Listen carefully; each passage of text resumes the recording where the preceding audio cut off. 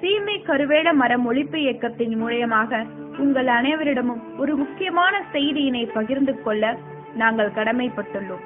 தயவு செய்து ஆபத்தில் இருக்கும் உங்கள் சந்ததிகளை காப்பாற்றுங்கள். உங்களுடைய இந்திய நாடானது ஆங்கிலேயன் ஆட்சி புரிந்த காலகட்டத்தில் அனைத்து செல்வங்களும் அபகரிக்கப்பட்டுள்ளது.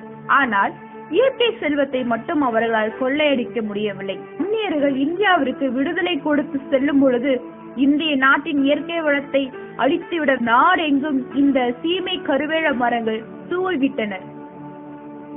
அவர்களின் சதியின் படியே நம்மளுடைய தமிழ்நாடு உட்பட பல மாநிலங்கள் இயற்கை வளத்தை இழந்துள்ளது.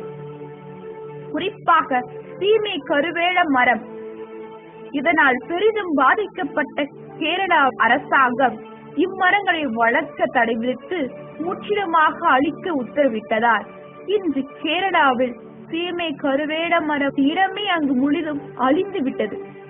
கேரளாவில் இயற்கை வளங்கள் மிகவும் செழிப்பாக இருப்பதற்கு காரணம் கேரள மக்களின் விழிப்புணர்ச்சியும் அரசாட்சியுமே ஆகும்.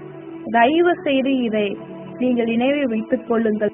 சீமை கருவேல மரங்களால் பாதிக்கப்பட்டு பாலைவனமாக மாறிவரும் நம் தாய் தமிழ்நாட்டினை காப்பாற்ற இயற்கையினை பாதுகாக்கும் மரங்களையும் செடிகளையும் நட்டு வளர்க்க வேண்டிய ஒரு மிகப்பெரிய பொறுப்பில் நாம் அனைவரும் இருக்கின்றோம் என்பதை புரிந்து கொண்டு தயவு செய்து அதற்கான நடவடிக்கையில் உடனே ஈடுபடுங்கள். இந்த சீமை கருவேல மரத்தின் தீமைகள் மிக மிக மிக கொடூரமான ஒரு நிலையில் உள்ளது என்பதை நீங்கள் அனைவரும் நினைவில் வைத்துக் கொள்ளுங்கள். இன்றைய காலகட்டத்தில் பருவமழை பெய்யாமல் போவதற்கு சுற்றுச்சூழலை காரணம் வானிலை மாற்றம் என்று நீங்கள் நினைத்தால் அந்த இடத்தில் தான் நாம் தவறு செய்துவிட்டோம். அவையல்ல, இந்த சீமை கருவேல மரத்தினால் தான். ஆம், பருவமழை பெய்ய விடாமல் தடுப்பதற்கு சீமை கருவேல வரும் ஒரு முற்றுப்புள்ளியாக நிற்கிறது. நிலத்தடி நீரினை அதிகமாக குடித்து பூமிக்கடியில் உள்ள நீரின் அளவை குறைத்து கொண்டே வருகின்றது.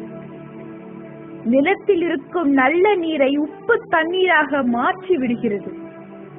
காற்றில் உள்ள ஈரப்பதத்தையும் தனக்கு உணவாக உறிஞ்சி விடுவதால் அந்த பகுதியையே வெப்பப்படுத்தி விரக்தியான மனநிலையை ஏற்படுத்துகிறது.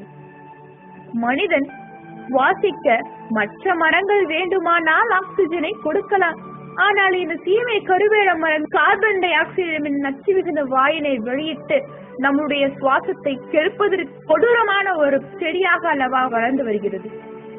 இந்த மரங்களால் வெளிப்படும் வெப்பம் கர்ப்பமாகியுள்ள பெண்களின் கர்ப்பப்பையை பாதித்து கர்ப்பத்தை கலைந்து போக செய்கிறது.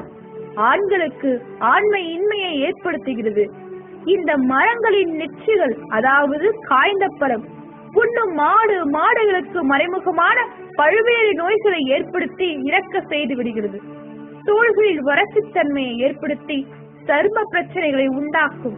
நைட்ரஜன் என்ற அமிலத்தை வேர்ப்பகுதியில் மண்ணோடு மண்ணாக சுரைக்கிறது. இதற்கு விறகுகள் எரிக்கப்படும் போது வெளிப்படும் புகையில் புற்றுநோயை உண்டாக்கும். அதாவது 14 சிகரெட் பிடிப்பதற்கான சமமான பாதிப்பை ஏற்படுத்துகிறது. இதனால் நுரையீரல் கருகி போகிறது. தயவு செய்து இதனை நினைவில் வைத்துக் கொள்ளுங்கள். சீமை மரங்களை வெட்டுவோம், மழையினை பெறுவோம். சீமை கருவேல மர ஒழிப்பு இயக்கத்திற்கு உங்களுடைய ஆதரவினை கொடுங்கள். நம்முடைய தாய் தமிழகத்தை உலகத்திற்கே ஒரு முன்னோடியான ஒரு மாநிலமாக மாற்றி காட்டுவோம்.